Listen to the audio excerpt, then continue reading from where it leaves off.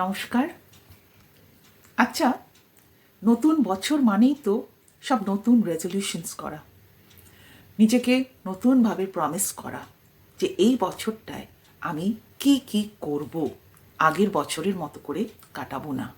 যেরকম ধরুন, এই বছর আমি ঠিক 6টার সময় ঘুম থেকে উঠব, এই বছর আমি রোজ এক্সারসাইজ করব, এই বছর আমি জাঙ্ক ফুড খাবো না, এই বছর আমি পরীক্ষার 3 মাস আগে থেকে পড়াশোনা শুরু করব, এই বছর আমি রাত্রির 1টা 2টো অবধি ফোন নিয়ে শুয়ে থাকবো না, আমি একটা খুব হেলদি লাইফ লিড করব, বলি তো আমরা। তারপর আমরা প্র্যাকটিস শুরু করি। 1 দিন 2 দিন, 1 সপ্তাহ, খুব জোর 1 মাস। তারপরে কি হয়? আমরা আবার আস্তে আস্তে ঠিক যেরকম আমাদের সেই পুরনো প্যাটার্নে ফিরে যাই। বলি অনেক দিন তো করলাম, 1 মাস তো করলাম, এবার 2-3 দিন একটু ব্রেক নিই, তারপরে আবার এগুলো প্র্যাকটিস করব। কিন্তু সেই আবার প্র্যাকটিস করব, এটা আর হয়ে ওঠে না। কারণ যেই মাত্র আমরা ভাবি যে ওরে বাবা, সারা বছর আমি কিভাবে এইভাবে নতুন রুটিনে নিজেকে রাখবো, তখনই কিন্তু এটা আমাদের মনের উপরে একটা ভীষণ প্রেশার ক্রিয়েট করে। তখন মনে হয় দরকার নেই, যেরম আছি ঠিক আছি। কিন্তু আমি আজকে আপনাদের সাহায্য করব যে আপনারা কিভাবে আপনাদের এই নতুন নিয়ম, নতুন রেজলিউশন এবং প্রমিসেসগুলো ধরে রাখতে পারেন, মনের উপরে কোনো রকম প্রেশার ক্রিয়েট না করে। কি করতে হবে? সারা বছরের কথা ভাববেনই না, একটা করে দিন ধরবেন, শুধু আজকের দিনটা, জাস্ট ফর টুডে, এইটা মাথায় নিন। তারপর সকালবেলা ঘুম থেকে ওঠার আগে আপনি 2-3টে জিনিস ঠিক করুন, যেগুলো আজকে আপনি ফলো করতে চান, মেনটেন করতে চান।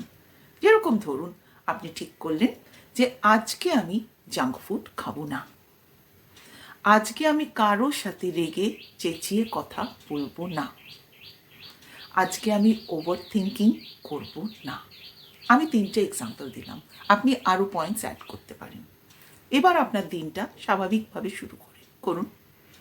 এবার যখন দেখবেন যে আপনি এই পরিস্থিতিগুলো ফেস করছেন, জাঙ্ক ফুড খাওয়ার একটা পরিস্থিতি আসছে, তখন আপনার কিন্তু এই পয়েন্টটা মনে পড়বে যে বলেছিলাম আজকে খাবো না।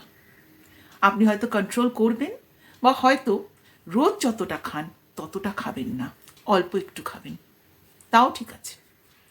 আপনি হয়তো আবার সেই রেগে গেলেন, কারোর সাথে চেঁচিয়ে কথা বললেন, কিন্তু তখন বা তারপরেই কিন্তু আপনার মনে পড়বে যে আজকে আমি বলেছিলাম যে চেঁচিয়ে কথা বলবো না, ঠিক আছে, বলে ফেলেছি, পরের দিন ঠিক হবে। এইভাবে আপনি এগোতে থাকুন। প্রতিদিন আপনি খেয়াল করবেন যে আপনি সকালবেলা উঠে যে প্রমিসেসগুলো নিজেকে করছেন জাস্ট ফর টুডে, সেগুলো কতটা আপনি মেনটেন করতে পারছেন। যদি মেনটেন করতে পারেন তো খুব ভালো, নিজেকে অ্যাপ্রিসিয়েট করুন, এনকারেজ করুন। যদি নাও পারেন, দেখবেন কিছুটা পেরেছেন, তাও ভালো।